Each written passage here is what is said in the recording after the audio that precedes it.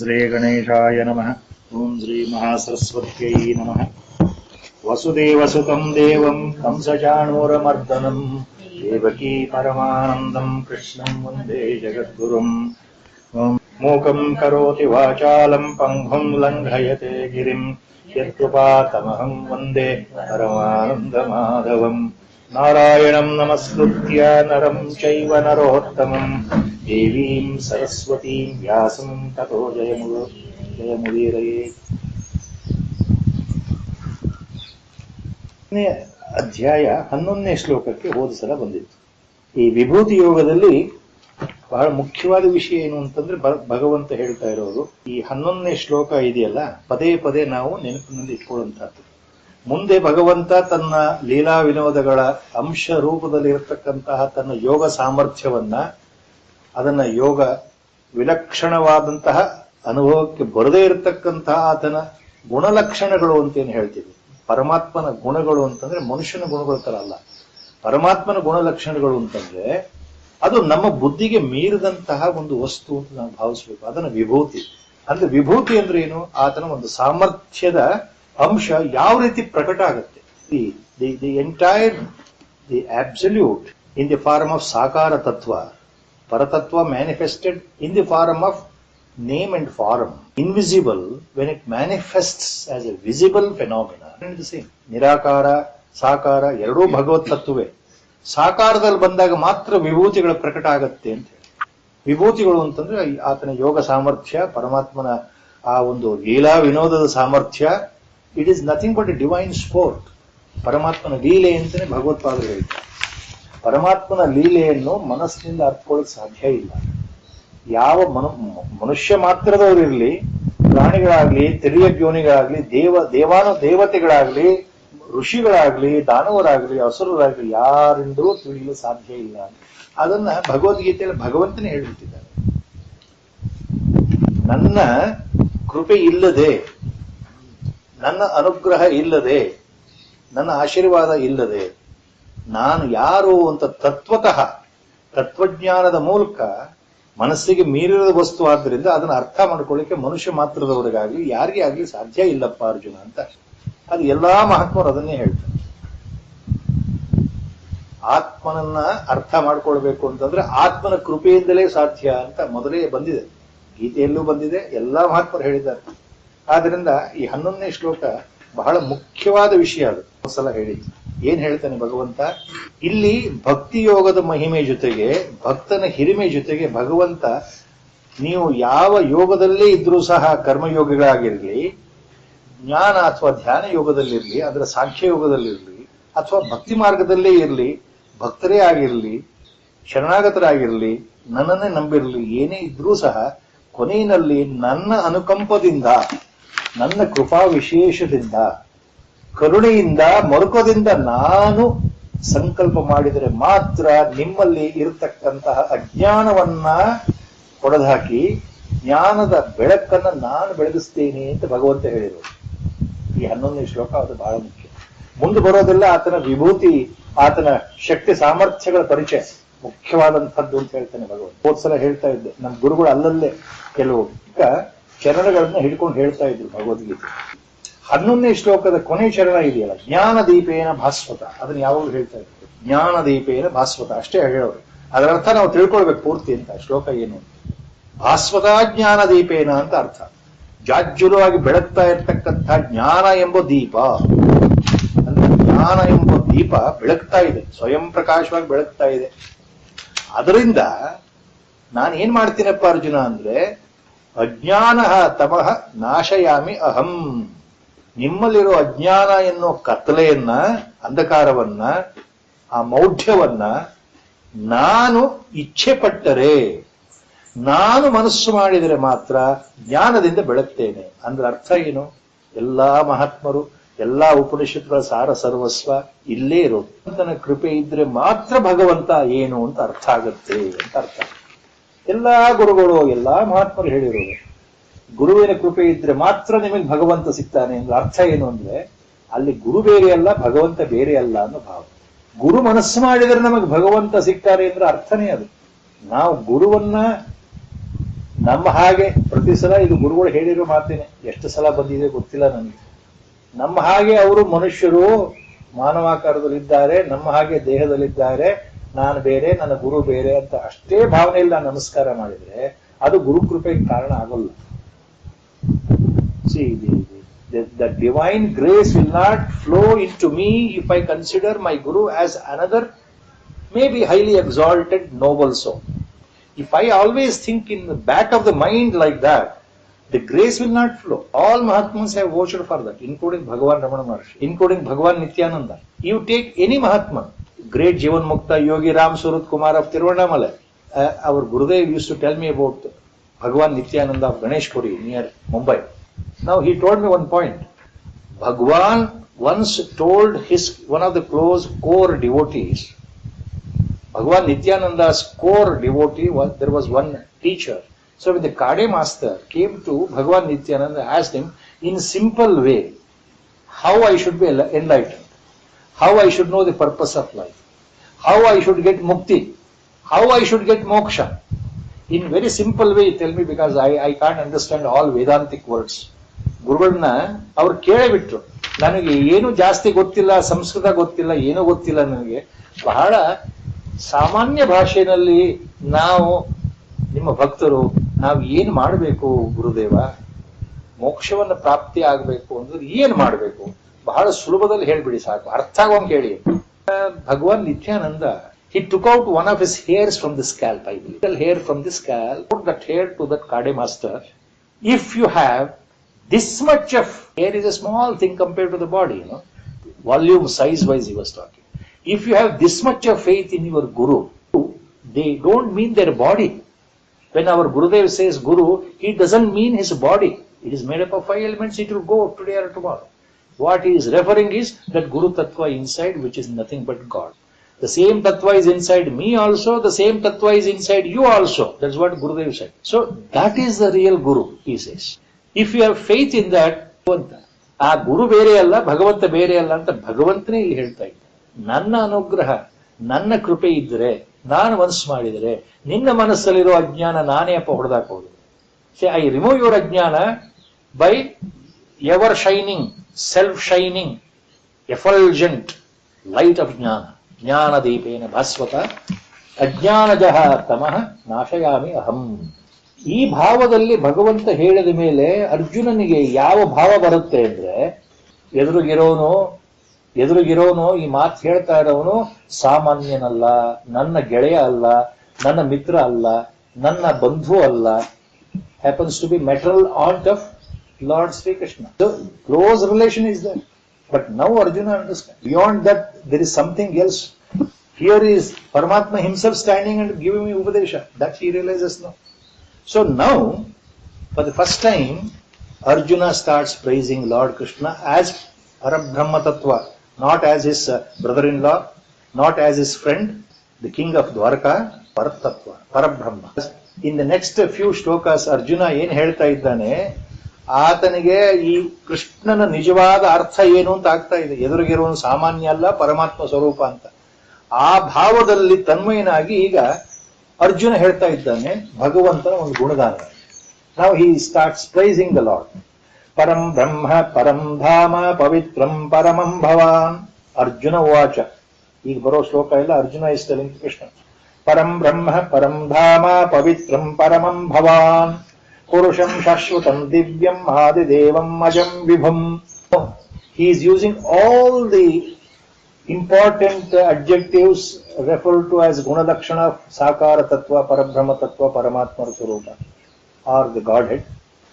Whatever can be used, whatever comes to the mind, he is using sincerely, with loyalty, with conviction, and with the devotion. ಎದುರಿಗಿರ್ತಕ್ಕಂತಹ ಕೃಷ್ಣನಲ್ಲಿ ಅಪಾರವಾದ ಭಕ್ತಿಯಿಂದ, ಅಪಾರವಾದ ಶ್ರದ್ಧೆಯಿಂದ, ನಿಷ್ಠೆಯಿಂದ, ನಂಬಿಕೆಯಿಂದ, ಭಗವಂತ ನೀನು ಏನು ಅಂತ ನನಗೆ ಅರ್ಥ ಆಗ್ತಾ ಇದೆಯಪ್ಪ, ನೀನು ಯಾರು ಅಂತ ಈಗ ಸ್ವಲ್ಪ ಅರ್ಥ ಆಗ್ತಾ ಇದೆ. ನೀನು ಯಾರು? ನೀನು ಸಾಮಾನ್ಯ ಕೃಷ್ಣ ಅಂತ ನನ್ನ ಹಾಗೆ ಇರತಕ್ಕಂಥ ವ್ಯಕ್ತಿ ಅಲ್ವೇ ಅಲ್ಲ. ನೀನು ನನ್ನ ರಥವನ್ನು ನಡೆಸ್ತಾ ಇರತಕ್ಕಂಥ ಸಾರಥಿ ಅಲ್ವೇ ಅಲ್ಲ. ನೀನು ಯಾರು? ಈಗ ಅರ್ಥ ಆಗ್ತಾ ಇದೆ ನನಗೆ ಅಂತ ಶುರು ಮಾಡ್ತಾನೆ ಅರ್ಜುನ. ನೀನು ಪರಂ ಬ್ರಹ್ಮ ಪರಂ ಧಾಮ ಪವಿತ್ರಂ ಪರಮಂ ಭವ. ಪುರುಷಂ ಶಾಶ್ವತಂ ದಿವ್ಯಂ ಆದಿದೇವಂ Azam ವಿಭುಂ. In all these adjectives, Arjuna starts praising the Lord. Param Brahma, you are the Supreme Lord. Param Dhama, you are the supreme abode where we have to reach. Pavitram Paramam Bhavan, you are the holiest of the holy. You are the greatest purifier. Pavitram, you are the holy divine. You are all pervading. Purusham Shashvatam Divyam Adidevam Ajam. Adidevam Ajam Divyam Purusham Shashvatam. ಭಗವಂತನ ಗುಣಗಾನ. Who are you? ನೀನು ಜನ್ಮರಾಹಿತ್ಯದ, ನಿನಗೆ ಜನ್ಮವೇ ಇಲ್ಲ, ಆದಿಯೂ ಇಲ್ಲ, ಅಂತ್ಯವೂ ಇಲ್ಲ, ಅಮೃತನಾಗಿರತಕ್ಕಂಥವನು, ಅನಾದಿ ಕಾಲದಿಂದನೂ ಇರತಕ್ಕಂಥವನು. ನೀನು ನಿಜವಾದ ಪುರುಷೋತ್ತಮ, ಪುರುಷ ಶ್ರೇಷ್ಠ. ಪುರುಷ ಅಂತಂದ್ರೆ ಇಲ್ಲಿ ಮಾನವಾಕಾರದ ದೇಹಕ್ಕೆ ಭಗವಂತನ ಸಮೀಕರಣ ಆಗ್ತಾ ಇಲ್ಲ ಅರ್ಜುನನ ಬಾಯಲ್ಲಿ. ಪುರುಷ ಅಂದ್ರೆ ಇಲ್ಲಿ ಆ ದಿವ್ಯ ತೇಜಸ್ಸು, ಆ ಪರಮ ತೇಜಸ್ಸು, ಆ ಪರಮಾತ್ಮನ ತೇಜಸ್ಸಿಗೆ ಪುರುಷ ಅಂತ. ಇಲ್ಲಿ ಮನುಷ್ಯಾಕಾರದಲ್ಲಿ ಮನುಷ್ಯ ರೂಪದಲ್ಲಿ ಪುರುಷ ಅಂತ ಅಂದ್ರೂ ಈ ಅರ್ಜುನ ಹೇಳ್ತಾ ಇರತಕ್ಕಂಥ ಶಬ್ದ ಯಾವುದು? ಪುರುಷ ಅಂದ್ರೆ ಇದು ಪರತತ್ವಕ್ಕೆ ಸಂಬಂಧಪಟ್ಟಂತಹ ಆ ಪರಮ ಪುರುಷೋತ್ತಮನಾಗಿರ್ತಕ್ಕಂತಹ ಪರಮಾತ್ಮ ಸ್ವರೂಪನಿಗೆ ಇಟ್ಟಿರ್ತಕ್ಕಂಥ ಹೆಸರು ಅಂತ. ನೀನು ಅಂತಹ ದಿವ್ಯ ಪುರುಷ, ನಿನಗೆ ಹುಟ್ಟು ಇಲ್ಲ, ಸಾವೂ ಇಲ್ಲ, ನೀನು ಶಾಶ್ವತವಾಗಿರ್ತಕ್ಕಂಥವನು. ಯಾವ ಕಾಲದಲ್ಲೂ ಅವಸ್ಥಾತ್ರಯಗಳಲ್ಲಿ ಬದಲಾವಣೆ ಹೊಂದದೇ ಇರತಕ್ಕಂತಹ ವಸ್ತು ನೀನು. ಆ ಪರತತ್ವ ನೀನೇ, ಪರಬ್ರಹ್ಮ ನೀನೇ, ಪರಮಾತ್ಮ ನೀನೇ. ಯಾಕಪ್ಪ ಹಿಂಗ್ ಹೇಳ್ತಾ ಇದ್ದೀನಿ ಅಂತಂದ್ರೆ ಪರಮಾತ್ಮ ಇದು ನಾನ್ ಹೇಳಿದ್ದಲ್ಲ ಮಾತು. ನೆಕ್ಸ್ಟ್ ಮುಂದಿನ ಶ್ಲೋಕದಲ್ಲಿ ಅರ್ಜುನ ಹೇಳ್ತಾನೆ, ಎಲ್ಲಾ ಮಹಾತ್ಮರು, ಎಲ್ಲಾ ಋಷಿಮುನಿಗಳು ಅನಾದಿ ಕಾಲದಿಂದ ಯುಗ ಯುಗಗಳಿಂದ ಇದನ್ನೇ ಹೇಳ್ತಾ ಇದ್ದಾರೆ. ನೀನ್ ಯಾರು ಅಂತ ವರ್ಣಿಸ್ತಾ ಇದ್ದಾರೆ. ಮಹಾತ್ಮರು ಹೇಳ್ತಾ ಇದ್ದಾರೆ, ಸಂತರು ಹೇಳ್ತಾ ಇದ್ದಾರೆ, ಮುನಿಗಳು ಹೇಳ್ತಾ ಇದ್ದಾರೆ, ಋಷಿಮುನಿಗಳು ಹೇಳ್ತಾ ಇದ್ದಾರೆ, ಮಹರ್ಷಿಗಳು ಹೇಳ್ತಾ ಇದ್ದಾರೆ, ದೇವರ್ಷಿಗಳು ಹೇಳ್ತಾ ಇದ್ದಾರೆ. ಮತ್ತೆ ನೀನು ಅದನ್ನ ಸಾಂದರ್ಭಿಕವಾಗಿ ಇದೇ ಮಾತನ್ನ ಹೇಳಿದೀಯಾ. ವ್ಯಾಸ ಮುನಿಗಳು ಈ ಮಾತನ್ನು ಹೇಳಿದ್ದಾರೆ. ಕೆಲವು ಹೆಸರು ತಗೊಳ್ತಾ ಇದ್ದಾನೆ ಅರ್ಜುನ. ಅಂತ ವ್ಯಾಸ ಮುನಿಗಳೇ ಈ ಮಾತನ್ನು ಹೇಳಿದ್ದಾರಪ್ಪ. ನೀನು ಪರತತ್ವ, ಪರಬ್ರಹ್ಮ, ಪರಮಾತ್ಮ, ಅಜ, ಅಮರ, ಅವ್ಯಯ ಎಲ್ಲ. ಜೊತೆಗೆ ಇನ್ನೊಂದೆರಡು ಹೆಸರು ತಗೊಳ್ತಾರೆ ಉದಾಹರಣೆಗೋಸ್ಕರ. ಅಸಂಖ್ಯಾತ ಋಷಿ ಮುನಿಗಳಲ್ಲಿ ಎರಡು ವ್ಯಾಸ ಮಹರ್ಷಿಗಳ ಜೊತೆಗೆ ಇನ್ನು ಎರಡು ಹೆಸರು ಬರುತ್ತೆ. ಏನು? ಅಹುಸ್ತ್ವಾ ಋಷಯ ಸರ್ವೇ ದೇವರ್ಷಿ ನಾರದಸ್ತಥಾ ಅಸಿತೋ ದೇವಲೋ ವ್ಯಾಸಃ ಸ್ವಯಂ ಚೈವ ಬ್ರವೀಷಿ May. Some examples of great Maharshis. Even the Devarshis like Narada, Maharshis like Asita, Maharshi like and Sarve Rishaya and all other Mahan Rishis, all the entire community of Rishis have expressed, they have said the same thing about you, Lord. They have said that you are Param Brahma, Param Dhama, Pavitra, Paramam Bhavan, Purusham, Shashwatam, Divyam, Adi. ಸ್ವತಃ ನೀನೇ ಸಹಿತ ಇದನ್ನ ಹೇಳಿದ್ಯಲ್ಲ. ಸ್ವಯಂ ಚೈವ ಬ್ರವೀಷಿಮೆ. ಸ್ವಯಂ ಅಂದ್ರೆ ನೀನೂ ಸ್ವತಃ, ನೀನೂ ಸ್ವಯಂ ಚ ಏವ, ನೀನೂ ಕೂಡ ಈ ಮಾತನ್ನೇ ಹೇಳಿದ್ಯಾ ನಿನ್ ಬಗ್ಗೆ. ಮಟ್ಟಿಗೆ ಅರ್ಜುನನಿಗೆ ಸಂತೋಷ ಆಗಿದೆ. ಭಗವಂತನ ಗುಣಗಾನ ಶುರುವಾಯಿತು ಅಂತ.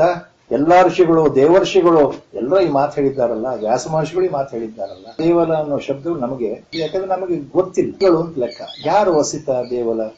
ವೇದಗಳಲ್ಲಿ ಬರ್ತಕ್ಕಂತಹ ಹೆಸರುಗಳಲ್ಲಿ, ಪುರಾಣಗಳಲ್ಲಿ ಬರುವಂತದ್ದೇ ಹೊರತು ಸಾಮಾನ್ಯ ಜನಗಳಿಗೆ ಗೊತ್ತಾಗಲಿಕ್ಕೆ ಸಾಧ್ಯ ಇಲ್ಲ. ಸಪ್ತ ಋಷಿಗಳಿಗೆ ಗೊತ್ತಿರುತ್ತೆ. ಅಸಿತ ಯಾರು, ದೇವಲ ಯಾರು ಅಂದ್ರೆ ಬಹಳ ಕಶ್ಯಪ ಮಹರ್ಷಿಗಳಿಂದ ಬಂದಂತಹ ಸಂತಾನವೇ, ಅಸಿತ ಮಹರ್ಷಿಗಳ ಸಂತಾನವೇ ದೇವಲ ಮಹರ್ಷಿಗಳು ಅಂತ ತಿಳ್ಕೊಳ್ಳಿ. ಇನ್ನ ನಾರದರಿಗೆ ದೇವರ್ಷಿ ಅನ್ನೋ ಒಂದು ಪಟ್ಟ ಇದೆ. ಈಗ ಋಷಿ ಮತ್ತು ದೇವರ್ಷಿ ಸ್ವಲ್ಪ ವ್ಯತ್ಯಾಸ ಇದೆ. ನಾವು ಸ್ವಲ್ಪ ತಿಳ್ಕೊಂಡಿದ್ರೆ ಒಳ್ಳೇದು ಅಂತ ಭಾವ. ಋಷಿಗಳು ಮತ್ತು ದೇವರ್ಷಿ, ನಾರದನಿಗೆ ದೇವರ್ಷಿ ಅನ್ನೋ ಪಟ್ಟ ಇದೆ. ಸಾಮಾನ್ಯವಾಗಿ ನಮ್ಮ ಸಾಮಾನ್ಯ ಪುರಾಣಗಳಲ್ಲಿ ಅಥವಾ ಕಥೆಗಳ ಪ್ರಕಾರ ಹೋಗೋದಾದ್ರೆ ನಾರದ ಮಹರ್ಷಿಗೆ ನಮ್ಮ ಲೌಕಿಕದಲ್ಲಿ, ವ್ಯವಹಾರದ ಜಗತ್ತಿನಲ್ಲಿ ಜನಗಳು ಅಷ್ಟು ಮನ್ನಣೆ ಕೊಡಲ್ಲ.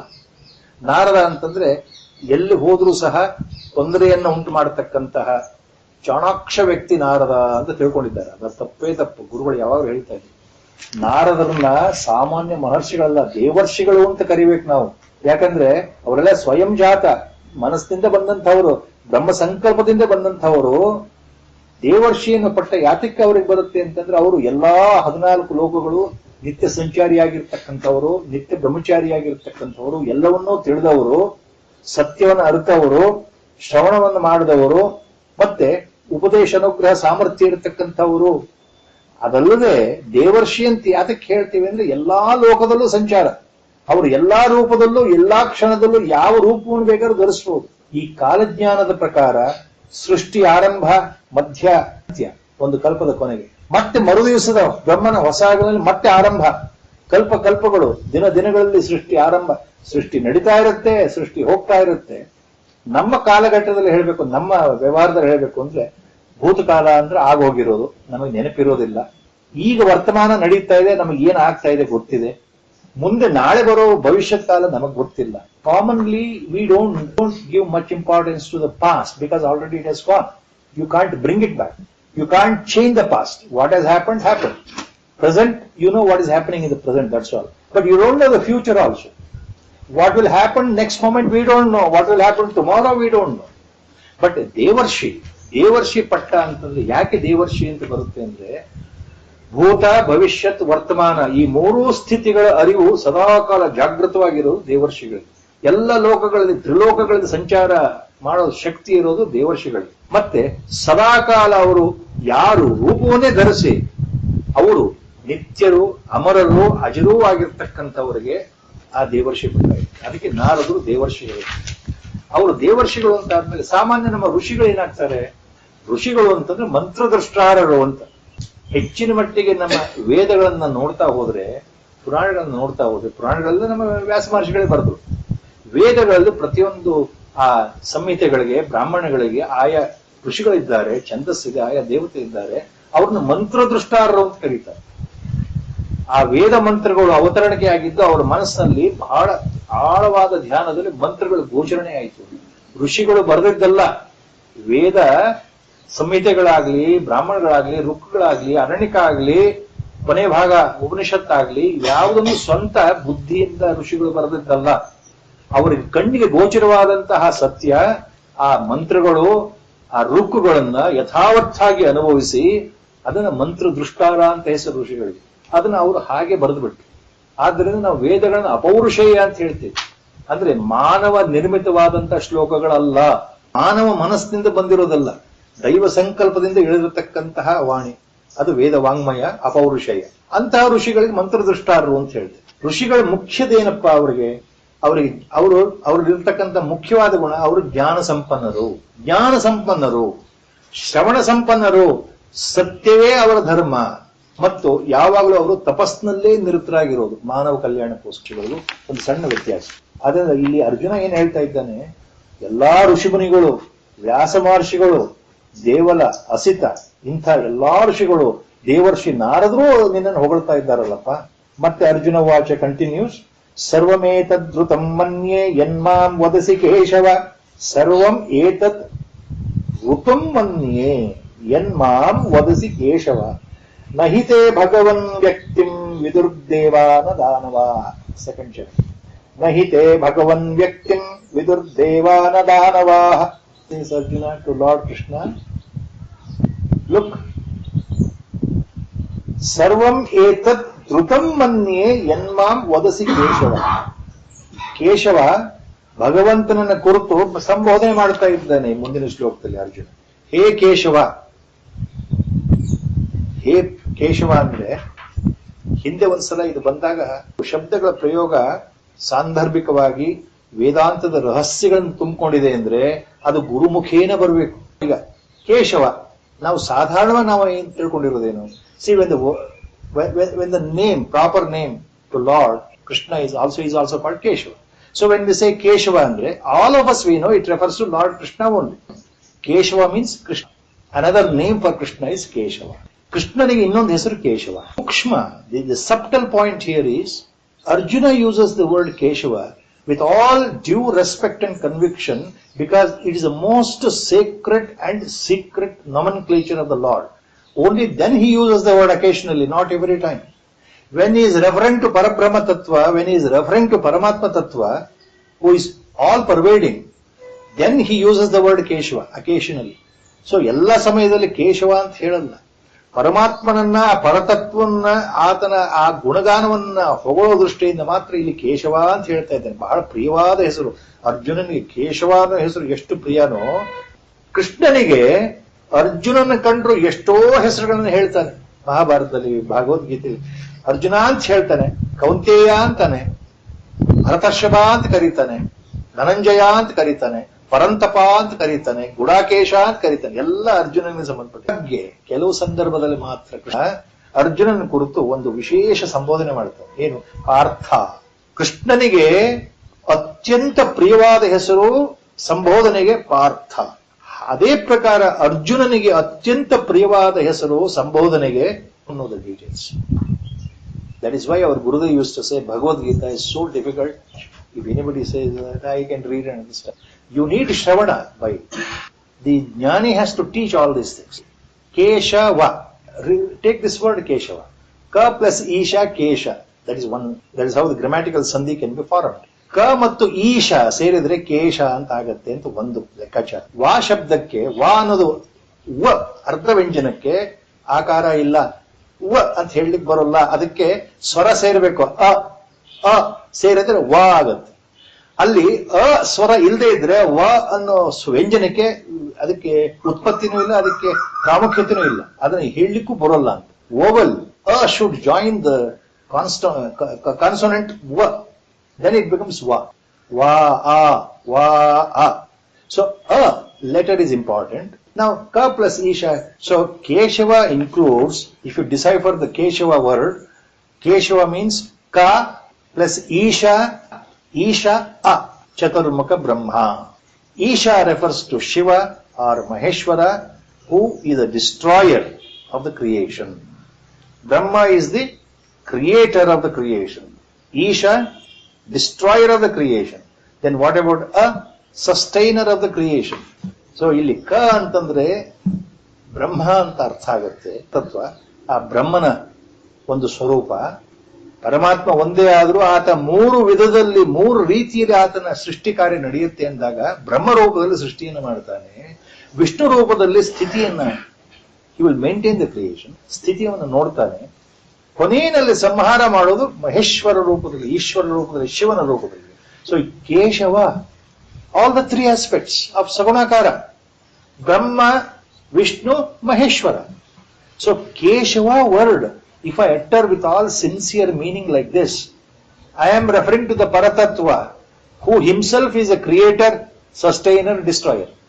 ಯಾವ ಪರತತ್ವ, ಪರಬ್ರಹ್ಮ, ಪರಮಾತ್ಮ ಸಂಪೂರ್ಣ ಸೃಷ್ಟಿಗೆ ಕಾರಣನಾಗಿದ್ದಾನೋ, ಈ ಸೃಷ್ಟಿ ಆರಂಭದಿಂದ ಕೊನೆಯವರೆಗೂ ಅದನ್ನ ನಡೆಸ್ಕೊಂಡು ಹೋಗ್ಲಿಕ್ಕೆ, ಆ ಸ್ಥಿತಿಯನ್ನ ನೋಡ್ಕೊಂಡು ಹೋಗ್ಲಿಕ್ಕೆ ಕಾರಣನಾಗಿದ್ದಾನೋ, ಯಾವ ಪರಮಾತ್ಮ ಕೊನೆಯಲ್ಲಿ ಸಂಹಾರ ಮಾಡ್ಲಿಕ್ಕೂ ಕಾರಣ ಆಗಿದ್ದಾನೋ ಅಂತಹ ಪರಮಾತ್ಮನಿಗೆ ನಾನು ನಮಸ್ಕಾರ. ಕೇಶವ ಅಂತಂದ್ರೆ ಅದೇ ಅರ್ಥ. ಅರ್ಜುನ ಏನ್ ಹೇಳ್ತಾ ಇದ್ದಾನೆ? ಎಲ್ಲರೂ ಹೇಳ್ತಾ ಇದ್ದಾರಲ್ಲ, ಅಹಂ ಮನ್ಯೆ, ನಾನು ಒಪ್ಕೊಳ್ತೀನಿ ಕೇಶವ. ಯಾರು? ನಿನ್ನ ಬಗ್ಗೆ ಇದುವರೆಗೆ ಯಾರೇನು ಹೇಳ್ತಾ ಇದ್ದಾರಲ್ಲ, ಯು ಆರ್ ಪರಂ ಬ್ರಹ್ಮ, ಯು ಆರ್ ಪರಂ ಧಾಮ, ಯು ಆರ್ ಪವಿತ್ರ, ಯು ಆರ್ ಪರಮಂ ಭವಾನ್, ಯು ಆರ್ ಪುರುಷಂ, ಯು ಆರ್ ಶಾಶ್ವತಂ, ಯು ಆರ್ ದಿವ್ಯಂ, ಯು ಆರ್ ಆದಿದೇವಂ, ಯು ಆರ್ ಅಜಂ, ಇವೆಲ್ಲ ನಾನು ಒಪ್ಕೊಳ್ತಾ ಇದ್ದೀನಿ, ನಾನು ಒಪ್ಕೊಳ್ತೇನೆ. ಅದೆಲ್ಲ ಸತ್ಯ. ಸರ್ವಮೇತ ಧೃತಂ ಮನ್ಯೆ. ಧೃತಂ ಅಂದ್ರೆ ಇವೆಲ್ಲ ಸತ್ಯ ಅಂತ ನನಗೆ ಗೊತ್ತಿದೆ. ಯಾವುದು? ಎಲ್ಲರೂ ನಿನ್ನ ಬಗ್ಗೆ ಗುಣಗಾನ ಮಾಡ್ತಾ ಇದ್ದಾರೆ, ಅದು ಸತ್ಯ ಸತ್ಯ ಸತ್ಯ ಗೊತ್ತಿದೆ. ಸರ್ವಮೇತ ಧೃತಂ ಮನ್ಯೆ ಯನ್ಮಾಂ ವದಸಿ ಕೇಶವ. ನೀನು ಏನ್ ಹೇಳ್ತಾ ಇದ್ದೀಯ ಅದು ಸತ್ಯ ಅಂತ ಗೊತ್ತಿದೆ, ಬೇರೆಯವರು ಏನ್ ಹೇಳ್ತಾ ಇದ್ದಾರೆ ನಿನ್ ಬಗ್ಗೆ ಅದು ಸತ್ಯ ಅಂತ ಗೊತ್ತಿದೆ. ಆದರೆ ಬಟ್ ಹಿ ನಹಿತೆ ಭಗವನ್ ವ್ಯಕ್ತಿಂ ವಿದುರ್ದೇವಾನ ದಾನವ. ಭಗವನ್ ಮೊದಲನೇ ಚರಣದಲ್ಲಿ ಕೇಶವ ಅಂತ ಹೇಳಿ, ಎರಡನೇ ಚರಣದಲ್ಲಿ ನಹಿತೆ ಭಗವನ್, ಭಗವನ್ ಶಬ್ದವನ್ನು ಹೇಳ್ತಾ ಇದ್ದಾನೆ, ಭಗವನ್ ಶಬ್ದವನ್ನು ಹೇಳ್ತಾ ಇದ್ದಾನೆ ಅವ್ರಿಗೆ. ಆದ್ರೆ ಭಗವಂತ ಕೇಶವ ಅಂತ ಹೇಳಿದ್ರೆ ಭಗವಂತ ಅಂತ ಹೇಳ್ತಾ ಇದ್ದಾನೆ. ಅಂದ್ರೆ ಭಗವಂತ ಬೇರೆ ಅಲ್ಲ, ಕೇಶವ ಬೇರೆ ಅಲ್ಲ, ಕೃಷ್ಣ ಬೇರೆ ಅಲ್ಲ. ಆದ್ರಿಂದ ಭಗವಂತ ಏನ್ ಹೇಳ್ತಾನೆ ಎರಡನೇ ಚರಣದಲ್ಲಿ? ನಹಿತೆ ಭಗವನ್ ವ್ಯಕ್ತಿಂ ವಿದುರ್ದೇವ ನ ದಾನವ. ವಿದುಹು ದೇವಾ ನ ದಾನವಾ ವಿದುಹು. ಹೇ ವ್ಯಕ್ತಿಂ ನ ವಿದುಹು. ನಿನ್ನ ಅವತಾರವನ್ನ, ನಿನ್ನ ಸಾಮಾನ್ಯ ಜನಗಳ ದೃಷ್ಟಿಯಿಂದ ಏನ್ ತಿಳ್ಕೊಂಡಿದ್ದಾರೆ, ಜನನಾಗಿದ್ದೀಯಾ ಅಂತ ತಿಳ್ಕೊಂಡಿದ್ದಾರಲ್ಲ, ಆ ನಿನ್ನ ಜನನವನ್ನ ನ ವಿದುಹು, ತಿಳಿಯಲಿಕ್ಕೆ ಸಾಧ್ಯ ಇಲ್ಲ. They will never understand your ಅವತಾರ, your descending to the earth in the human form. They will never understand. ದೇವಾಚ ದಾನವಾಚ. ದೇವತೆಗಳಾಗ್ಲಿ ದಾನವರಾಗ್ಲಿ ಯಾರಿಗೂ ನಿನ್ನ ಪ್ರಕಟ, ನಿನ್ನ ಆವಿರ್ಭಾವ, ನಿನ್ನ ಜನನ ಅರ್ಥ ಆಗ್ಲಿಕ್ಕೆ ಸಾಧ್ಯವೇ ಇಲ್ಲ. ನೀನು ಅವತಾರಗಳಲ್ಲಿ ಬಂದಿರೋದು, ಯಾವ್ಯಾವ ಅವತಾರಗಳಲ್ಲಿ ಬಂದಿದ್ಯಾ, ಏನೇನು ಶಕ್ತಿಯನ್ನು ತೋರಿಸ್ತೀಯಾ, ಯಾವ್ಯಾವ ವಿಭೂತಿಗಳಿದೆಯೋ ದೇವತೆಗಳಿಗಾಗ್ಲಿ ದಾನವರಿಗಾಗ್ಲಿ ಅರ್ಥ ಮಾಡ್ಕೊಳಕ್ ಆಗಲ್ಲಪ್ಪ. ನೋ ದೇವತಾಸ್, the demigods like Indra, Varuna, Kubera, Agni, etcetera etcetera. No demigods nor asuras, the demons. They can really understand that who you are. They can never understand your origin, your birth in the avatar. It may be anything. It may be human form or animal form, whatever it may be. Your appearance nobody can understand. ಇದರ ಅರ್ಥ ಏನು ಅಂದ್ರೆ ಇಲ್ಲಿ ಅರ್ಜುನ ಹೇಳ್ತಾ ಇರೋದು, neither devatas nor asuras can understand ಅಂತಂದ್ರೆ, what about person like me, Manava? Still lower level, because asuras are great demons, rakshasas have got some special power, siddhis. Compared to them, a human being like me, how can I understand you, your origin, your appearance? I will never understand ಅಂತ ಒಳಭಾವ. ದೇವತೆಗಳಿಗೆ ನೀನು ಅರ್ಥ ಆಗದಿದ್ಮೇಲೆ, ದಾನವರಿಗೆ ನೀನು ಅರ್ಥ ಆಗದ್ಮೇಲೆ ನನಗೆ ಎಲ್ಲಿಯಪ್ಪ ಅರ್ಥ ಆಗ್ತೀಯ? ನೀನ್ ಯಾರು ನಾನು ಹೇಗಪ್ಪ ತಿಳ್ಕೊಳ್ಳಿ? ನಿನ್ನ ಅವತಾರ ರಹಸ್ಯ ನಾನು ಹೇಗೆ ತಿಳ್ಕೊಳ್ಳಿ? One point relevant here for all of us. My own understanding, by my own intelligence, by my own logic, my own contemplation, with the feeling that I am trying to understand. ನನ್ನ ಮನಸ್ಸಿನಲ್ಲಿ ನಾನಾಗಿಯೇ ಭಗವಂತನನ್ನು ಅರಿತುಕೊಳ್ತೇನೆ, ಭಗವಂತ ಏನು ಅಂತ ತಿಳ್ಕೊಳ್ತೇನೆ ಅಂತ ಹೊರಟ್ರೆ ಅದು ನಾನು ನಾನು ನಾನು ನಾನು ಅಂತ ಭಾವ ಇರೋದ್ರಿಂದ, ಅಲ್ಲಿ ಅಹಂಕಾರ ಇರೋದ್ರಿಂದ, ಮನಸ್ಸಿನ ಮೂಲಕ ನಾನು ಭಗವಂತನನ್ನು ಕಂಡುಹಿಡಿತೇನೆ, ನನ್ನ ಬುದ್ಧಿ ಮೂಲಕ ಅರ್ಥ ಮಾಡ್ಕೊಳ್ತೇನೆ ಅಂತ ಹೊರಟ್ರೆ, ಮನಸ್ಸು, ಬುದ್ಧಿ, ಅಹಂಕಾರ ಎಲ್ಲವೂ ಅಶಾಶ್ವತ ಜಡ ಪದಾರ್ಥ ಆದ್ರಿಂದ, ಇದಕ್ಕೆ ಮೀರಿದ ವಸ್ತು ಆದ್ರಿಂದ ಭಗವತ್ ತತ್ವ ಈ ಅಹಂಕಾರಕ್ಕೆ, ಮನಸ್ಸಿಗೆ ಆತ ಅರ್ಥ ಆಗಲ್ಲ. You will never understand by your logic, by your intelligence, by your understanding of the shlokas, whatever it may be. Only by the grace of God himself can reveal to us inside our heart. ಭಗವಂತ ಕೃಪೆ ಮಾಡಿದರೆ ಆತನ ಕೃಪೆಯಿಂದ ನಮ್ಮ ಹೃದಯ ಕುಹರದಲ್ಲಿ ಆತನ ದರ್ಶನ ಭಾಗ್ಯ. ಅದನ್ನೇ ಮುಂದಿನ ಶ್ಲೋಕದಲ್ಲಿ ಏನ್ ಹೇಳ್ತಾನೆ ಅರ್ಜುನ, ನಿನ್ನ ಕೃಪೆ ಇದ್ರೆ ಮಾತ್ರ ನೀನು ದರ್ಶನ ಕೊಡ್ತೀಯಲ್ಲಪ್ಪ ಅನ್ನೋದನ್ನ ಹೇಗೆ ಹೇಳ್ತಾ ಇದ್ದಾನೆ ಅರ್ಜುನ. ಸ್ವಯಮೇವಾತ್ಮನಾತ್ಮಾನಂ ವೇತ್ತತ್ವಂ ಪುರುಷೋತ್ತಮ.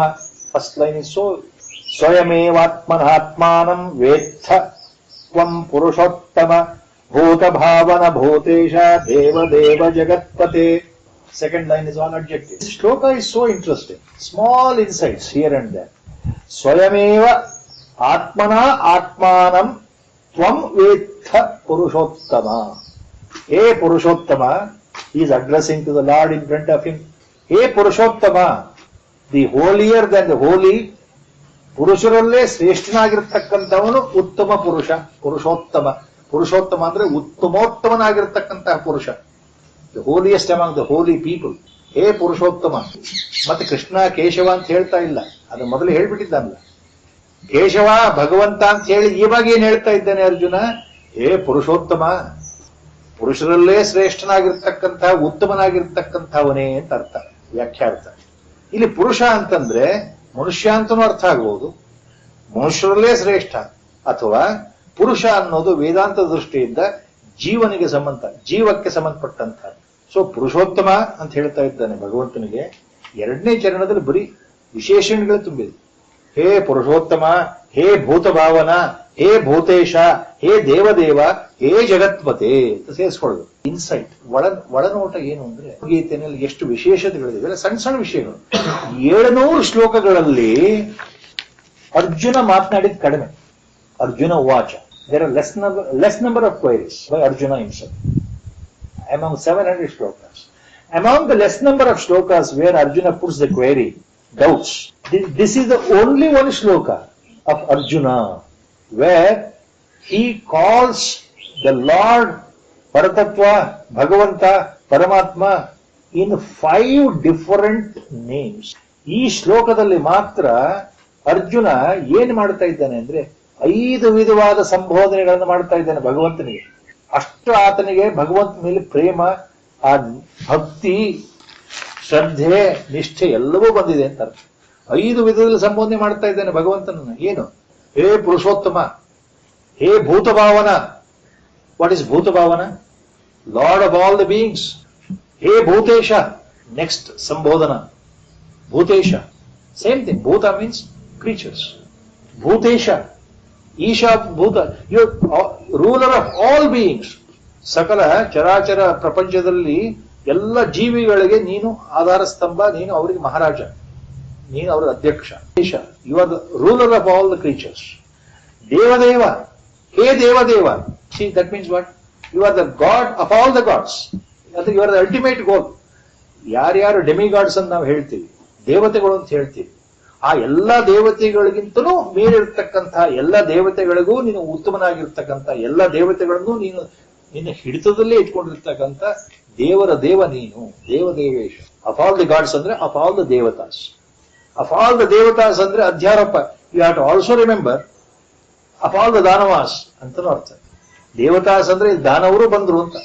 ಎಲ್ಲಾ ದಾನವರಿಗಿಂತ ನೀನು ಶ್ರೇಷ್ಠ ಅಂತ ಅರ್ಥ ಆಗುತ್ತೆ. ಜಗತ್ಪತೆ, ಹೇ ಜಗತ್ಪತೆ, ಜಗತ್ಪತಿ, ಹೇ ಪತೆ ಸಂಬೋಧನ. You are the creator of the universe.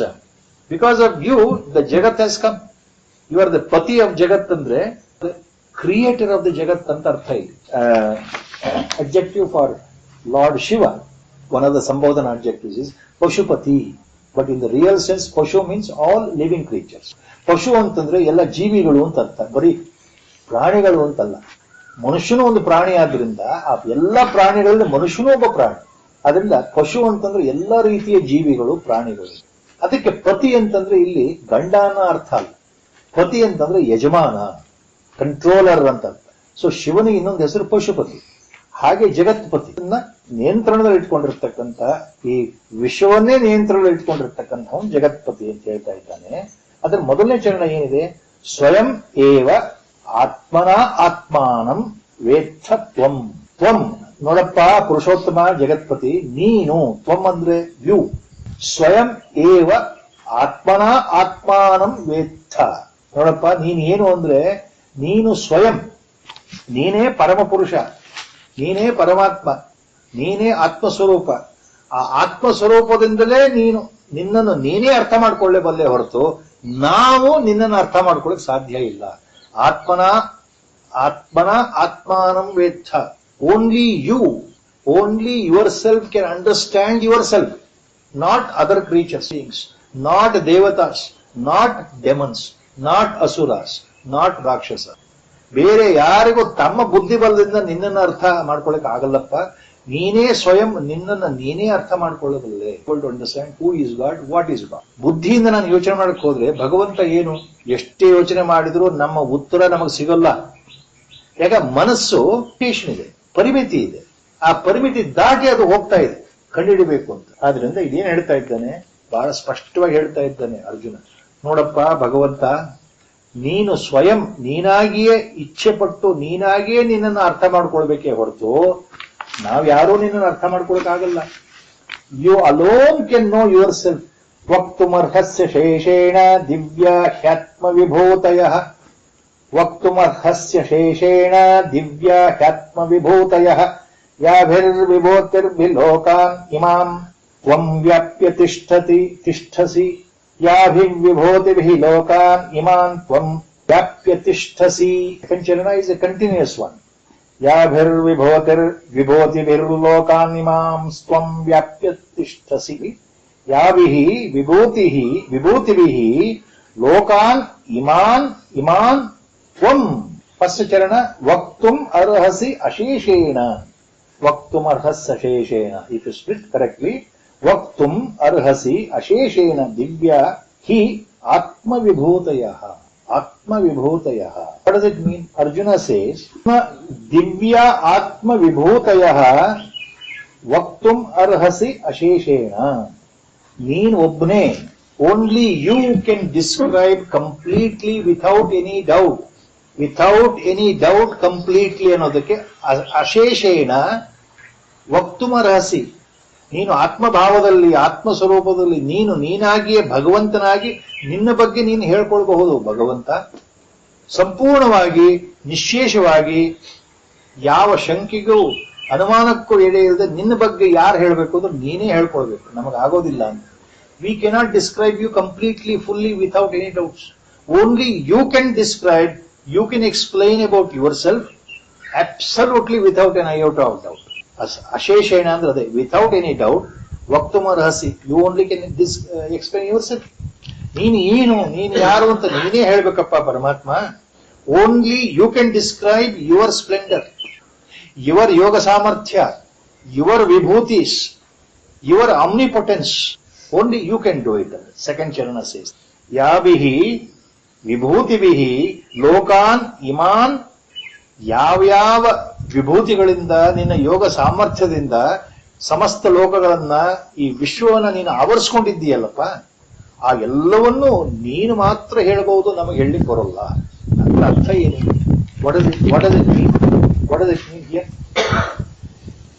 You are pervading the whole universe by your vibhutis, your yogamaya, whatever name you give. You have completely pervaded, covered the entire universe, because you are the creator, you are the sustainer, you are the destroyer. So when you have completely covered, only you can explain that your samarthya, your yoga samarthya, your vibhutis, your special characters, your maya shakti or your yoga maya, only you can explain. I cannot explain. Tumarhasi asheshena divya hi atma vibhutayah yabihi vibhutibihi lokan imam tvam vyapya tishtasi. ನೀನು ಮಾತ್ರ ನಿನ್ನ ಬಗ್ಗೆ ಹೇಳ್ಬಹುದು ಅಂತಂದ್ರೆ ಅರ್ಥ ಏನ್ರಿ? ಅದನ್ನ ಮುಂದೆ ಹೇಳ್ತಾ ಇದ್ದೇನೆ ಅರ್ಜುನ. ನೋಡಪ್ಪ ಅರ್ಜುನ, ಇಷ್ಟೆಲ್ಲ ಇದೆಯಲ್ಲ, ನಿನ್ನ ಬಗ್ಗೆ ನಾನು ಹೇಳ್ತಾ ಇದ್ದೇನಲ್ಲ, ದೊಡ್ಡವರು ಹೇಳಿರೋ ಮಾತನ್ನ ಹೇಳ್ತಾ ಇದ್ದೇನೆ, ದೇವರ್ಷಿಗಳು ಹೇಳಿರೋ ಮಾತು ನಂದಲ್ಲ, ಮಹರ್ಷಿಗಳು ಋಷಿಗಳು ಹೇಳಿರೋ ಮಾತು. ನೀನನ್ನು ಕೇಳಿದ್ರೆ ನಾನಾಗಿ ನಿನ್ನ ಬಗ್ಗೆ ಏನು ಗುಣಗಾನ ಮಾಡಲಿ? Now if you ask me how I can explain your vibhutis, your divya leelas, your divine sport, your capacity, Keshava, I cannot explain. How I can meditate upon you, how even I can contemplate on you, how I should think on you, how I should do the manana about you, even how I should do it, even that I don't know. In what way I should meditate and think about you, I don't know. That is what he says in next shloka. He ಹೇಳಿದ ಮೇಲೆ now Arjuna again says, Katham vidyamaham yogim tvam sada parichintayan keshu keshu cha bhaveshu chintyosi bhagavan maya. Bhagavan keshu keshu cha bhaveshu maya chintyosi. ಹೇ ಪರಮಾತ್ಮ, ಹೇ ಪ್ರಭು ಪುರುಷೋತ್ತಮ ಕೇಶವ, ಯಾವ ರೀತಿ ಕೇಶು ಕೇಶು ಭಾವೇಶು, in what ever way, see your contemplation should be done by me, ಚಿಂತ್ಯೋಸಿ. ಯಾವ ರೀತಿ ಕೇಶು ಕೇಶು ಭಾವೇಶು ಚಿಂತ್ಯೋಸಿ ಮಯಾ ಚಿಂತ್ಯೋಸಿ ಅಂದ್ರೆ ನನ್ನಿಂದ ಈ ರೀತಿ ಭಾವನೆಗಳನ್ನ ಮಾಡಲ್ಪಡುವುದು ನನಗೆ ಗೊತ್ತಿಲ್ವಲ್ಲಪ್ಪ. ಅಂದ್ರೆ ನಾನು ಯಾವ ರೀತಿ ನಿನ್ನ ಬಗ್ಗೆ ಚಿಂತನೆಯನ್ನ ಮಾಡಬೇಕು ಭಗವಂತ? ಕೇಶು ಕೇಶು ಭಾವೇಶು ಅಂದ್ರೆ ಯಾವ ವಿಧದಲ್ಲಿ, ಯಾವ ಪ್ರಕಾರದಲ್ಲಿ ನಿನ್ನನ್ನ ಅನುಸಂಧಾನ ಮಾಡಬೇಕು, ನಿನ್ನ ಬಗ್ಗೆ ಚಿಂತನೆ ಮಾಡಬೇಕು, ನಿನ್ನ ಬಗ್ಗೆ ಮನನ ಮಾಡಬೇಕು, ನಿನ್ನ ಬಗ್ಗೆ ಧ್ಯಾನವನ್ನ ಮಾಡಬೇಕು, ಅಥವಾ ನಿನ್ನ ಬಗ್ಗೆ ಪುನಶ್ಚರಣ ತಪಸ್ಸನ್ನು ಮಾಡಬೇಕು. ಕಥಂ ವಿದ್ಯಾಂ ಅಹಂ ಯೋಗಿಂ ತ್ವಾಂ ಸದಾ ಪರಿಚಿಂತೆಯನ್. ಫಸ್ಟ್ ಲೈನ್ ಅಂದ್ರೆ ಭಗವಂತನ ಹೇಳ್ತಾ ಇದ್ದಾನೆ, ಮತ್ತೆ ಸಂಬೋಧನೆ. ಯೋಗಿನ್, ಹೇ ಯೋಗೇಶ್ವರನಾದ ಕೃಷ್ಣನೇ, the great Yogeshwara lord Krishna, listen to me. That is ಸಂಬೋಧನಾ. ಹೇ ಯೋಗಿನ್ ಸದಾ ಪರಿಚಿಂತಯನ್ ಅಹಂ ತ್ವಾಂ ಕಥಂ ವಿದ್ಯಾಂ. ಕಥಂ ವಿದ್ಯಾಂ ಅಹಂ ಯೋಗಿಂ ತ್ವಾಂ ಸದಾ ಪರಿಚಿಂತಯನ್. ಯೋಗಿನ್ ಸದಾ ಪರಿಚಿಂತಯನ್ ಅಹಂ ತ್ವಾಂ ಕಥಂ ವಿದ್ಯಾಂ ಅಂದ್ರೆ, ಹೇ ಪರಮಾತ್ಮ ಯೋಗೇಶ್ವರ, ನಾನು ನಿರಂತರವಾಗಿ how can I think of you, contemplate on you, meditate on you ಅಂತ ನಾನು ನಿರಂತರವಾಗಿ ಸದಾ ಪರಿಚಿಂತೆಯನ್, ಯಾವಾಗಲೂ ಕಥಂ ವಿದ್ಯಾಮಿ ಅಹಂ, ನಿನ್ನನ್ನು ಹೇಗೆ ಅರ್ಥ ಮಾಡ್ಕೊಳ್ಬೇಕು, ನಾನು ನಿನ್ನನ್ನು ಹೇಗೆ ತಿಳ್ಕೊಳ್ಬೇಕು, ನಾನು ನಿನ್ನ ಯಾವ ರೀತಿ ನಾನು ಧ್ಯಾನ ಮಾಡಬೇಕು, ಯಾವ ರೀತಿ ನಾನು ನಿನ್ನ ಬಗ್ಗೆ ಚಿಂತನೆ ಮಂಥನಗಳನ್ನು ಮಾಡಬೇಕು. ಯಾಕೆ ಗೊತ್ತಾಗ್ತಾ ಇಲ್ಲ ಅಂದ್ರೆ ನೆಕ್ಸ್ಟ್ ಲೈನ್ ಇದೆ, ಕೇಶು ಕೇಶು ಭಾವೇಶು. ನಾನು ಯಾವ ರೀತಿ ಮಾಡಬೇಕು ಅನ್ನೋದೇ ಗೊತ್ತಾಗ್ತಾ ಇಲ್ವಲ್ಲ. See how I should think of meditation, how I should meditate upon you, how I should contemplate on you ಇದು ಗೊತ್ತಾಗ್ತದೆ. So in what manner I should tip you ಅಂತ ಇದು ಬಹಳ ಸಿಂಪಲ್ ಆಗಿ ನಿಮಗೆ simple way Arjuna is asking in what way I should approach you. Should I have to continue the karmayoga? ನಾನು ಕರ್ಮಯೋಗದಲ್ಲೇ ಮುಂದುವರಿಬೇಕಾ, ಅಥವಾ ನಿಷ್ಕಾಮ ಕರ್ಮವನ್ನೇ ಮಾಡ್ತಾ ಇರ್ಬೇಕಾ, ಅಥವಾ ಭಕ್ತಿ ಯೋಗದಲ್ಲೇ ಇರಬೇಕಾ, ಅಥವಾ ಜ್ಞಾನ ಯೋಗದಲ್ಲಿ ಮುಂದುವರಿಬೇಕಾ? ಯಾವ್ದು ನನಗೆ ಯಾವ ರೀತಿಯ ಮಾಡಬೇಕು ಗೊತ್ತಾಗ್ತಾ ಇಲ್ವಲ್ಲಪ್ಪ ಪರಮಾತ್ಮ. ಆದ್ರಿಂದ ಏನ್ ಹೇಳ್ತಾನೆ ಮುಂದಿನ ಶ್ಲೋಕದಲ್ಲಿ, ವಿಸ್ತರೇಣಾತ್ಮನೋ ಯೋಗಂ ವಿಭೂತಿಂ ಚ ಜನಾರ್ದನ ಭೂಯ ಕಥಯ ತೃಪ್ತಿರ್ಹಿ ಶೃಣ್ವತೋ ನಾಸ್ತಿ ಮೇ ಮೃತಂ. ಅನಂತರ ಸಂಬೋಧನಾ ಟು ಕೃಷ್ಣ. ಹೇ ಪ್ರಭು ಜನಾರ್ದನ, ಅರ್ಜುನ ಇಸ್ ಟಾಕಿಂಗ್, ವಿಸ್ತರೇಣಾತ್ಮನೋ ಯೋಗಂ ವಿಭೂತಿಂ ಚ ಜನಾರ್ದನ ಭೂಯ ಕಥಯ ತೃಪ್ತಿ ಶೃಣ್ವಂತೋ ನ ತೃಪ್ತಿ ಅಂತ ಹೇಳ್ತಾರೆ. ತೃಪ್ತಿ ಅಸ್ತಿ ಭೂಯ ಕಥಯ ತೃಪ್ತಿ ಶೃಣ್ವತೋ ನಾಸ್ತಿ ಮೇ ಮೃತಂ. ಮೇ ನ ಅಸ್ತಿ ತೃಪ್ತಿ ಅಂತ ತಿಳ್ಕೊಳ್ಬೇಕು. ಹೌದು, ಶೃಣ್ವತಃ ಅಮೃತಂ. ನಿನ್ನ ವಚನಾಮೃತಗಳನ್ನ ಕೇಳ್ತಾ ಇದ್ರೆ, ನಿನ್ನ ಉಪದೇಶಗಳನ್ನ ಕೇಳ್ತಾ ಇದ್ರೆ, ನಿನ್ನ ಉಪದೇಶ ಅನ್ನೋ ಅಮೃತವನ್ನ ನಾನು ಸವಿತಾ ಇದ್ರೆ ನನಗೆ ತೃಪ್ತಿ ಅನ್ನೋದೇ ಇಲ್ವಲ್ಲಪ್ಪ ಪರಮಾತ್ಮ. ನೀನು ಎಷ್ಟು ಹೇಳಿದ್ರು ಕೇಳಬೇಕು ಅನ್ಸುತ್ತೆ ಅಂತ. ಅಂದ್ರೆ ಇಲ್ಲಿ ಒಬ್ಬ ಭಕ್ತ ಏನ್ ಹೇಳ್ತಾ ಇದ್ದಾನೆ, ಭಗವಂತನೇ ನಿಂತು ಉಪದೇಶ ಮಾಡ್ತಾ ಇದ್ದಾನಲ್ಲ, ಎಷ್ಟು ಕೇಳಿದ್ರು ಸಾಲದು. ಅಮೃತ ವರ್ಷಣಿ ತರ ನಿನ್ನ ಉಪದೇಶ, ನೀನು ಹೇಳ್ತಾನೆ ಇರಬೇಕು, ನಾನು ಕೇಳ್ತಾನೆ ಇರಬೇಕು. ಇಲ್ಲಿ ತೃಪ್ತಿ ಅನ್ನೋದು ಬರೋದೇ ಇಲ್ಲ. ಸದಾಕಾಲ ನಿನ್ನ ಧ್ಯಾನದಲ್ಲಿ ಇರಬೇಕು ಅಂದ್ರೆ ನಿನ್ನ ಉಪದೇಶವನ್ನು ನಾನು ಕೇಳ್ತಾ ಇರಬೇಕು, ನೀನು ಹೇಳ್ತಾ ಇರಬೇಕು ಅಂತ. ಇದು ಒಂದು ಭಕ್ತಿ ಭಾವದ. ವಿಸ್ತರೇಣ ಆತ್ಮನೋ ಯೋಗಂ ವಿಭೂತಿಂ ಚ ಜನಾರ್ದನ ಭೂಯ ಕಥಯ. ಭೂಯ ಅಂದ್ರೆ ಎಗೇನ್ ಎಗೇನ್, ಕಥಯ ಪ್ಲೀಸ್ ಟೆಲ್ ಮೀ. ಭೂಯ ಒನ್ಸ್ ಅಗೇನ್, ಕಥಯ ಮೀನ್ಸ್ ಪ್ಲೀಸ್ ಟೆಲ್ ಮೀ. ಮತ್ತೆ ಮತ್ತೆ ನೀನು ಹೇಳಪ್ಪ ಭಗವಂತ ಜನಾರ್ದನ, ನೀನು ಮತ್ತೆ ಮತ್ತೆ ಹೇಳು. Again and again you tell me what. ವಿಸ್ತರೇಣ ಆತ್ಮನೋ ಯೋಗಂ ವಿಭೂತಿಂ ಚ. ನಿನ್ನ ಅಸಂಖ್ಯವಾದಂತಹ ವಿಸ್ತಾರವಾದಂತಹ ಅಗಾಧವಾದಂತಹ ಅರಿವಿಗೆ ಬರದೇ ಇರಕ್ಕೂ ಸಾಧ್ಯ. ಎಷ್ಟೋ ಜನ್ಮಗಳು ದಾಟಿದ್ರೂ ಅರ್ಥ ಆಗದೆ ಇರತಕ್ಕಂತಹ ವಿಸ್ತಾರವಾದ ವಿಭೂತಿ ಇದೆಯಲ್ಲ, ನಿನ್ನ ಯೋಗ ಸಾಮರ್ಥ್ಯ ಇದೆಯಲ್ಲ, ನಿನ್ನ ಗುಣಲಕ್ಷಣಗಳಿದೆಯಲ್ಲ, ನಿನ್ನ ಲೀಲಾ ವಿನೋದಗಳಿದೆಯಲ್ಲ, ಅವು ಎಲ್ಲವನ್ನು ಭೂಯ ಮತ್ತೆ ಮತ್ತೆ ಕಥಯ ನನಗೆ ಹೇಳಪ್ಪ. Because I am not satisfied. I am not satisfied to listen to the most celestial nectar-like vachanas. ಅಮೃತದಂಥ ನಿನ್ನ ವಾಣಿಗಳನ್ನ ಕೇಳ್ತಾ ಕೇಳ್ತಾ ನನಗೆ ತೃಪ್ತಿ ಅನ್ನೋದೇ ಇಲ್ಲ. ಇನ್ನೂ ಅಮೃತವನ್ನ ಹೀರಬೇಕು, ಆಸ್ವಾದಿಸಬೇಕು ಅಂತ ಅನಿಸ್ತಾ ಇದೆಯಪ್ಪ. ಕಾವ್ಯಾಲಂಕಾರದಲ್ಲಿ ಬರುವಂತ ಶಬ್ದಗಳು. ಭಗವಂತ ಏನು ಹೇಳಿದ್ರು ನನಗೆ ತೃಪ್ತಿ ಇಲ್ಲ, ನೀನು ಮತ್ತೆ ಮತ್ತೆ ಹೇಳಪ್ಪ ಭಗವಂತ, ನಾನು ಕೇಳ್ತಾ ಇರ್ತೇನೆ. ಪರಾಭಕ್ತಿಯ ಪರಾಕಾಷ್ಠೆ ಏನ್ ಬರುತ್ತೆ ಅಂದ್ರೆ, ಎಲ್ಲಾ ಮಹಾತ್ಮರು ಹೇಳಿರೋ ಮಾತು, ಸದಾಕಾಲ ಆತ ಭಗವಂತನ ಗುಣಗಾನದಲ್ಲಿರ್ತಾನೆ, ಸದಾಕಾಲ ಭಗವಂತನ ಮೇಲೆ ಪರಿಚಿತ್ತನೆ ಮಾಡ್ತಾ ಇರ್ತಾನೆ ಇಲ್ವಾ? ಸದಾಕಾಲ ಇನ್ನೊಬ್ರು ಭಗವಂತನ ಲೀಲಾ ವಿನೋದಗಳನ್ನ, ಭಗವಂತನ ಕಥೆಗಳನ್ನ, ಭಗವಂತನ ಅವತಾರಗಳನ್ನ, ಅವತಾರದ ಮಹತ್ವವನ್ನ ಹೇಳ್ತಾ ಇದ್ರೆ, ಇನ್ನೊಬ್ರು ಭಗವಂತನ ಭಜನೆಗಳನ್ನ ಮಾಡ್ತಾ ಇದ್ರೆ, ಇನ್ನೊಬ್ರು ಭಗವಂತನ ಕೀರ್ತನೆಯನ್ನ ಹಾಡ್ತಾ ಇದ್ರೆ ತನ್ಮಯಾಗಲ್ಲಿ ಹೋಗಿ ಕೂತ್ಕೊಳ್ಳೋದು. ಇದು ಭಗವದ್ ಭಕ್ತನ ಲಕ್ಷಣ. ಭಕ್ತಿ ಪಂಥದ ಎಲ್ಲಾ ಮಹಾತ್ಮರು ಹೇಳಿರೋ ಮಾತು. ಅವನಿಗೆ ತೃಪ್ತಿ ಅನ್ನೋದು ಇಲ್ಲ ಅಂತ. ಇವತ್ತು ಒಂದು ದಿವಸ ನಾನು 1 ಗಂಟೆ ಭಗವಂತನ ಕೀರ್ತನೆ ಕೇಳಿದೆ, ಸಾಕಪ್ಪ ಸಾಕು, ಎಲ್ಲವೂ ತಿಳಿದಂಗಾಯ್ತು ಅಂತ ಅನ್ನೋದೇ ಇಲ್ಲ. ಇವತ್ತು 1 ಗಂಟೆ, ಮತ್ತೆ ನಾಳೆ 1 ಗಂಟೆ, ಮಗದೊಂದು ಗಂಟೆ, ಎಷ್ಟು ಕೇಳಿದ್ರು ಸಂತೋಷ ಸಂತೋಷ ಸಂತೋಷ ಹೊರತು ತೃಪ್ತಿ ಇರೋದಿಲ್ಲ. ಇನ್ನು ಕೇಳಬೇಕು ಅನ್ನೋ ಆಸೆ. ಅರ್ಜುನ ಹೇಳ್ತಾ ಇದ್ದ, ವಿಸ್ತರೇಣಾತ್ಮನೋ ಯೋಗಂ ವಿಭೂತಿಂ ಚ. ಮತ್ತೆ ಮತ್ತೆ ನಿನ್ನ ವಿಭೂತಿಯ ಬಗ್ಗೆ, ನಿನ್ನ ಯೋಗ ಸಾಮರ್ಥ್ಯದ ಬಗ್ಗೆ ನನಗೆ ಹೇಳುವಂತವನಾಗಪ್ಪ ಜನಾರ್ದನ ಪರಮಾತ್ಮ. Please tell me once again and again in detail your majesty, your splendour, your ಯೋಗ ಸಾಮರ್ಥ್ಯ, your capacity, all that is being told by you. Please go on ಅಂತ ಭಗವಂತನ ಬೇಡ್ಕೊಳ್ಳೋದು. ಸ್ವಲ್ಪ ಇಲ್ಲಿಗೆ ಇವತ್ತಿನ ವ್ಯಾಖ್ಯಾನ ಮುಗಿತಾ ಇದೆ.